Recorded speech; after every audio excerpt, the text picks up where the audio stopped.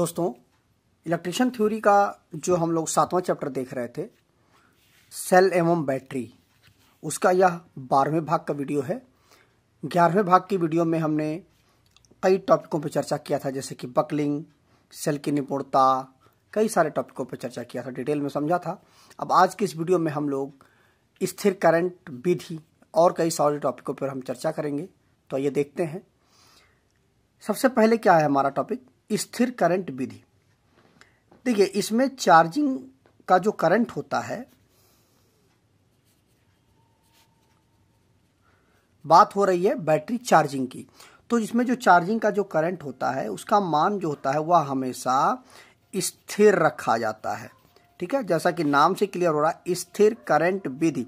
इसमें जो करंट की जो स्थिति होती है, मतलब जो करंट जितना हम देते हैं उसका मान एकदम फिक्स होता है, स्थिर होता है। जैसे मान लीजिए अगर हम 10 एम्पियर का करंट दे रहे हैं तो 10 एम्पियर का ही करंट रेगुलर हम बैटरी को चार्जिंग के लिए देते रहेंगे।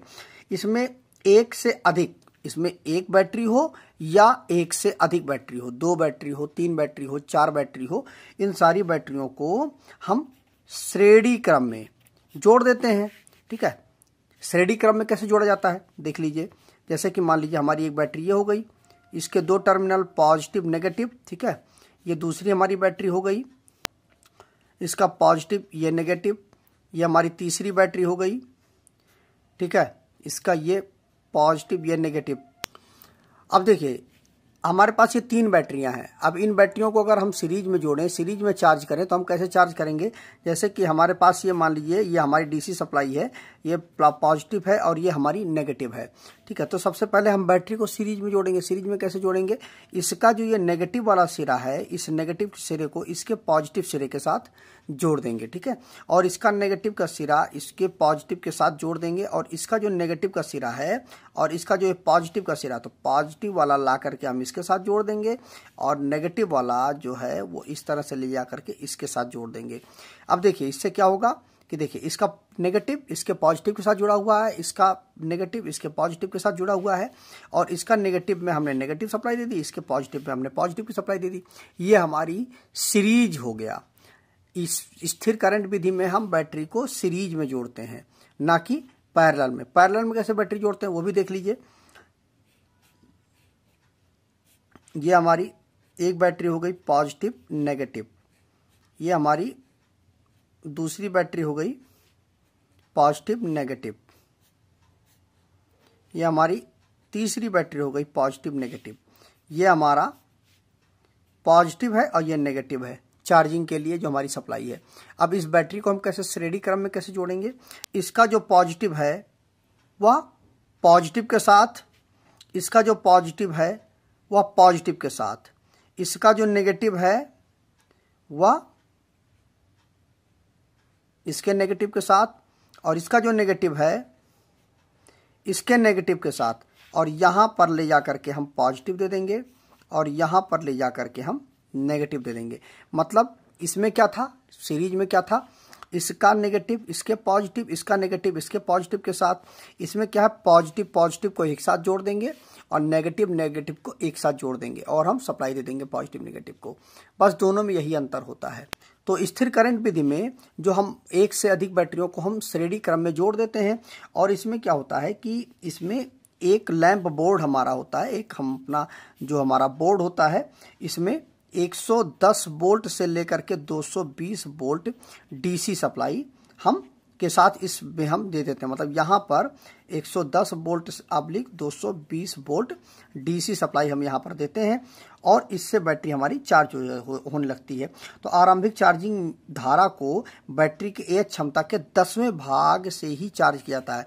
चूंकि यह नई बैटरी होती है, इसलिए जो बैटरी की जो क्षमता होती है, मान लीजिए हमारी बैटरी अगर 10 एम्पियर के करंट से हमें चार्ज करना है, तो इसमें हम कितना करंट देंगे, इसके 10वें भाग, इसका जो 10वां भाग होगा, 10वां भाग कितना होगा, 1 एम्पियर। ठीक है, जो इसका 10वां भाग होगा, मतलब इसकी जो क्षमता का जो टोटल जो क्षमता होगा करंट का, उसका 10वां भाग के बराबर इसको रखा जाता है, 10वें भाग के बराबर इसको करंट को दिया जाता है। मतलब इस पूरी बैटरी को चार्ज करने के लिए अगर 10 ampere current full load current है, तो इसका 10वें भाग मतलब 1 एम्पियर का ही करंट इसको दिया जाएगा। जब बैटरी हमारी आधे से अधिक चार्ज हो जाए, हाफ से अधिक इससे चार्ज हो जाए तो धारा का मान और भी घटा दिया जाता है। मतलब 1 एम्पियर से भी घटा करके मान लीजिए आधा एम्पियर के आसपास का करंट को हम कर देते हैं। जो करंट की जो मात्रा होती है उसका जो चुनाव हम करें, और इसमें एक चीज़ का और भी ध्यान रखा जाता है कि बैटरी, अगर मान लीजिए जो हमारी बैटरी है, ये तो मैंने 10 एम्पियर मैंने एक नॉर्मल सी बात कह दी है, लेकिन अगर ये जो धारा का मान है अगर मान लीजिए 100 एम्पियर के आसपास आ रहा है तो बैटरी क्या होगा कि जब बैटरी हमारी चार्ज होगी, ये बैटरी हमारी चार्ज होंगी, तो इसका निश्चित बात है जो इसका तापमान होगा वह बढ़ने लगेगा। और तापमान जो है हमारा, अगर वह 43 डिग्री सेंटीग्रेड, अगर आप इसको मॉनिटर करते रहें, अगर इसका टेम्परेचर जो है वह 43 डिग्री सेंटीग्रेड से अधिक नहीं होना चाहिए, क्योंकि उससे ऊपर जाएगा तो बैटरी हमारी ख़राब हो जाएगी। तो इससे अधिक मतलब होने पर जो है जो बैटरी की चार्जिंग है वह हमारे बंद कर देना चाहिए।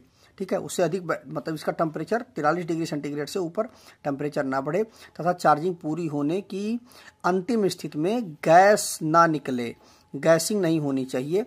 तो कुल मिलाकर के जो टेम्परेचर है वह 43 डिग्री सेंटीग्रेड से ऊपर नहीं होना चाहिए और उसमें गैसिंग ना हो, इस चीज़ को भी आप मॉनिटर करते रहें। इस विधि में जो है हमारी नई बैटरियों को हम चार्ज करते हैं। ठीक है, नई बैटरियां अगर है उसमें आप पहली बार इलेक्ट्रोलाइट डाल करके चार्ज कर रहे हैं तो इसी तकनीक का आप उपयोग करके बैटरी को चार्ज करेंगे। इसमें क्या होता है कि बहुत ही ज़्यादा समय लगता है, बहुत ज़्यादा समय लगता है, तथा बैटरी की जो मतलब रख रखाव है, मॉनिटरिंग है, वह बहुत ज़्यादा हमें करनी पड़ती है। इसलिए इसमें काफ़ी दिक्कत होती है इसको चार्जिंग स्थिर जो हमारी करंट विधि है उसको हमें प्रयोग में लाने में।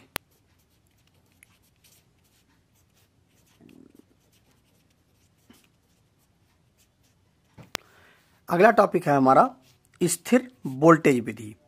अब इसमें जैसा कि नाम से क्लियर हो रहा है, इसमें स्थिर करंट विधि है, तो मतलब इसमें करंट को स्थिर रखा जाता है। अब यह जैसे नाम से क्लियर हो रहा है स्थिर वोल्टेज विधि, तो इसमें हम वोल्टेज को स्थिर रख करके ही बैटरी को चार्ज करते हैं। तो इसमें होता क्या है कि इसमें जो चार्जिंग की जो वोल्टेज होती है वह कुछ अधिक रखी जाती है, कि जैसे मान लीजिए हमारा 12 वोल्ट की हमारी यदि बैटरी है तो इसको हम करीब 15 वोल्ट की वोल्टेज से हम बैटरी को चार्ज करते हैं। इसमें जो है आरंभिक जो बैटरी का जो ईएमएफ होता है वह कम होता है, क्योंकि बैटरी हमारी जो होती है वह, जैसे मान लीजिए हमारी 12 वोल्ट की बैटरी है तो इसकी जो आरंभिक ईएमएफ होगा, अगर चूंकि बैटरी हमारी डिस्चार्ज कंडीशन पर है तो इसका जो आरंभिक जो ईएमएफ होगा, मतलब इसकी जो वोल्टेज होगी वह कम होगी। अब आरंभिक जो वोल्टेज होगी हो सकता है वो 10 वोल्ट हो या 8 वोल्ट हो, इसके आसपास ही हमारी आरंभिक जो वोल्टेज होगी वह होगी। तो इसमें क्या होता है कि जो करंट की मात्रा होती है, जो आई होता है हमारा, वह बहुत ही ज़्यादा होता है, अधिक होता है। क्यों? क्योंकि वोल्टेज जब कम होगा तो जो हमारी करंट है वह अपने आप ही बढ़ जाएगी। तो चार्जिंग ज्यों जैसे जैसे, अब चूंकि क्या है कि 12 वोल्ट की हमारी बैटरी है, अब एक्चुअल में जब हमारी चूंकि बैटरी को हम नई बैटरी है, अब इसको हमें चार्ज करना है, तो इसकी जो वोल्टेज है मान लीजिए 8 वोल्ट है। तो हम जब करंट को बढ़ाएंगे, करंट ज़्यादा बढ़ा करके हम जब बैटरी को चार्ज करेंगे तो उसमें होगा कि जैसे जैसे बैटरी की जो यह वोल्टेज है वह 9 वोल्ट, 10 वोल्ट, 11 वोल्ट, जैसे जैसे यह आता जाएगा तो इसकी जो करंट है वह हमारी धीरे धीरे करके घटती चली जाएगी, और हमारा जो ईएमएफ है, मतलब वोल्टेज जो है हमारा, वह बढ़ता चला जाएगा, और जो हमारी करंट है वह घटती चली जाएगी। जैसे हमारी जो स्थिर करंट विधि थी उसमें हमारा टाइम बहुत ज़्यादा लग रहा था, लेकिन इसमें जो टाइम होता है वह बहुत ही कम लगता है स्थिर करंट विधि के रिस्पेक्ट में। इसमें कम टाइम लगता है। इसमें जो क्या होता है कि इसमें जो सेल की कैपेसिटी होती है वह 20% तक बढ़ जाती है। इसमें कुल मिला करके समझ लीजिए कि 20% तक जो सेल की बैटरी वो बढ़ जाती है, और इसकी जो इफ़िशियंसी है वह 10% तक घट जाती है। ठीक है, मतलब इसकी जो टोटल जो कैपेसिटी है वो 20% तक बढ़ जाएगी, लेकिन जो दक्षता है, इफ़िशियंसी है, वह 10% तक घट जाती है। और इसमें क्या होता है कि वही मैंने आपको बताया कि अगर 12 वोल्ट की बैटरी है तो इसको चार्ज करने के लिए हमें 15 वोल्ट की वोल्टेज देनी पड़ेगी। कुल मिला करके बात ये हुई कि जो हमारी बैटरी की जो वोल्टेज है उस वोल्टेज से कम 2.5 से लेकर के 3 वोल्ट के बीच में वोल्टेज आपको ज़्यादा देना पड़ेगा बैटरी को चार्जिंग करने के लिए। तो ये हो गई हमारी स्थिर वोल्टेज विधि। अब इसके बाद अगला है हमारा रेक्टिफायर। अब रेक्टिफायर क्या होता है कि यह जो होता है यह 230 वोल्ट का हमारा एक चार्जर होता है।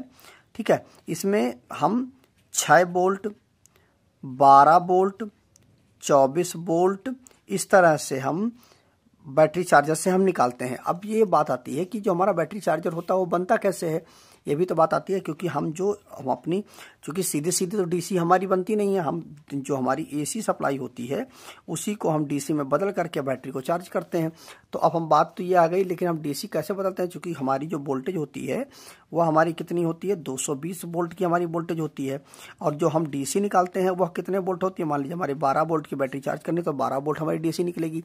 तो अब यह कैसे होता है, तो उसके लिए यह होता है कि एक हमारा स्टेप डाउन हमारा ट्रांसफार्मर होता है, उसकी मदद से, जिससे हमारा 220 है, ठीक है, तो ये मान लीजिए हमारा इनपुट हुआ ट्रांसफार्मर का, ये हमारा आउटपुट हुआ, तो ये हमारा मान लीजिए स्टेप डाउन है, ठीक है, स्टेप डाउन ट्रांसफार्मर है। तो यह जो 220 वोल्ट हमारी इनपुट दिया जब हमने ट्रांसफार्मर को, तो इसकी जो आउटपुट निकलेगी वह 12 वोल्ट की, अगर हमें बैटरी चार्ज करनी है तो लगभग मान के चलिए वह 14 वोल्ट के आसपास हमारी बैटरी, जो हमारा ट्रांसफार्मर है वह आउटपुट देगा, मतलब स्टेप डाउन कर देगा, वोल्टेज को डाउन कर देगा। 12 वोल्ट निकला। अब यहाँ पर हम एक रेक्टिफायर हम लगा करके हम डीसी बना देते हैं। रेक्टिफायर क्या होता है, हमारा वही डायोड होता है, इस तरह से हमारा, तो यहाँ पे हम इनपुट देते हैं 14 वोल्ट के आसपास, तो यहाँ से हमें 12 वोल्ट या 13 वोल्ट के आसपास या 14 वोल्ट के आसपास हमें वोल्टेज डीसी में मिल जाता है, और उस डीसी वोल्टेज को हम अपनी बैटरी में दे देते हैं, जिससे हमारी बैटरी चार्ज होने लगती है। तो कुल मिलाकर के बात ये हुई कि हम बैटरी को डीसी सप्लाई कैसे हम देते हैं, ट्रांसफार्मर, स्टेप डाउन ट्रांसफार्मर की मदद से हम वोल्टेज को डाउन करते हैं। कहीं कहीं पर यह वोल्टेज जो हमारी होती है वह 3 फेस में वोल्टेज होती है, और कहीं कहीं पर हमें ज़रूरत होती है तो हम सिंगल फेस की वोल्टेज का भी उपयोग करते हैं। तो हमारी जो है ट्रांसफार्मर है, स्टेप डाउन ट्रांसफार्मर है, वह वोल्टेज को स्टेप डाउन करता है, और उसके बाद फिर जो वोल्टेज हमारी बनती है डाउन होने पर, आपको यह ध्यान रखना पड़ेगा कि बैटरी की जो वोल्टेज है उसी के आसपास आपका स्टेप डाउन ट्रांसफार्मर आउटपुट दे। ऐसा नहीं है कि हमारी 12 वोल्ट की बैटरी है और ये 20 वोल्ट का हमें आउटपुट देने लगे, तो भी दिक्कत है, गलत है, ठीक है। तो कुल मिलाकर के जब यह जो ट्रांसफार्मर से जो सप्लाई निकल के आती है वह हमारी एसी सप्लाई होती है, ना कि डीसी सप्लाई होती है। अब यह एसी सप्लाई हम इस रेक्टिफायर में डालते हैं, और रेक्टिफायर से जो हमारा आउटपुट निकलता है तब जा करके वह सप्लाई हमारी डीसी सप्लाई होती है। अब उस सप्लाई को हम अपने बैटरी में यूज कर सकते हैं। तो यह चीज़ ध्यान रखिएगा कि ट्रांसफार्मर का जो आउटपुट होता है स्टेप डाउन ट्रांसफार्मर का, वो एसी होता है, और फिर उसी एसी को हम रेक्टिफायर में डाल करके हम उसको डीसी में बदल लेते हैं। तो यह हो गया हमारा रेक्टिफायर विधि। अगला है हमारा बूस्ट चार्जिंग।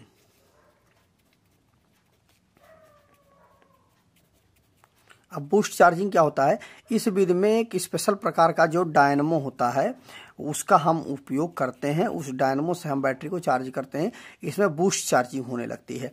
अगला है हमारा ट्रिकल चार्जिंग। अब ट्रिकल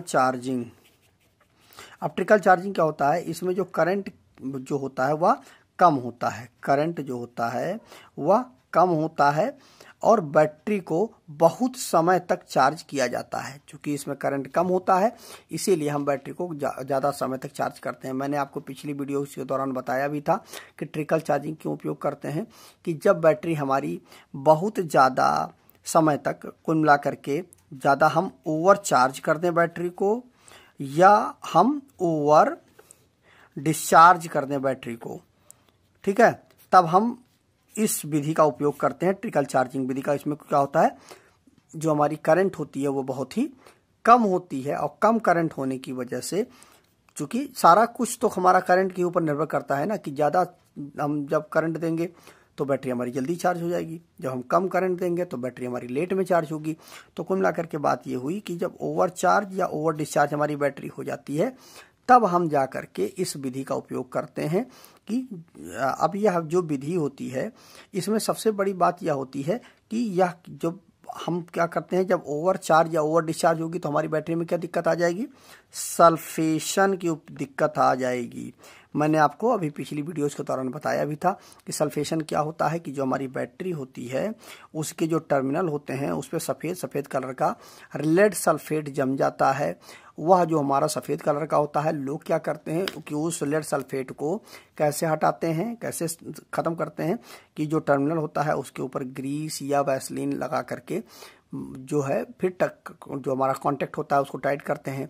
लेकिन यह परमानेंट सोल्यूशन नहीं होता है। वह केवल और केवल समस्या ये कब उत्पन्न होती है, जब बैटरी हमारी ओवर चार्ज या ओवर डिस्चार्ज हो जाती है, उसी कंडीशन पर यह समस्या उत्पन्न होती है। अब इसको कैसे दूर करेंगे, एक जो हमारा कम करंट का जो हमारा जो डायनेमो होता है उसकी मदद से मैंने पिछली वीडियोज के दौरान बताया था, या ट्रिकल चार्जिंग हमारी विधि है। तो ट्रिकल चार्जिंग में भी हम कम करंट को देते हैं, जिससे कि समस्या बात यही होती है कि जो करंट कम होने की वजह से जो हमारा जो चार्जिंग का जो समय है, जो टाइमिंग है, वह बहुत ही ज़्यादा लग जाता है, और यह केवल सल्फेशन को कम करने के लिए होता है। तो इसमें जो करंट जो होती है हमारी, वह फुल करंट का 20% ही रखा जाता है, फुल करंट का 20%, और बिना प्रयोग की रखी बैटरियों को चार्ज करने में ही इसका उपयोग किया जाता है।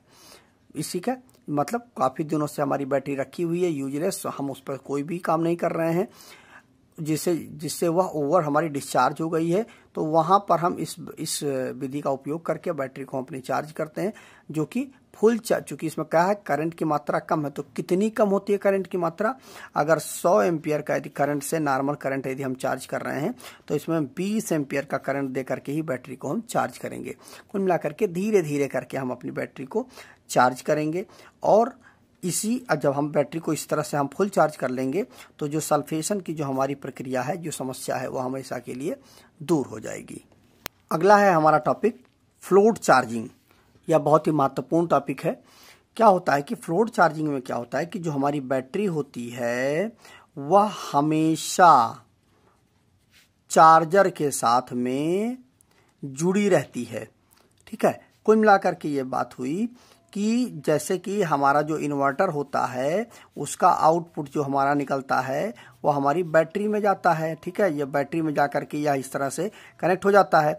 अब क्या होता है कि हमारा जो बैटरी है, जब मान लीजिए हमारी पावर सप्लाई चली गई, तो वापस इस इन्वर्टर से हम सप्लाई बाहर ले करके हम अपने घरों में यूज कर लेते हैं।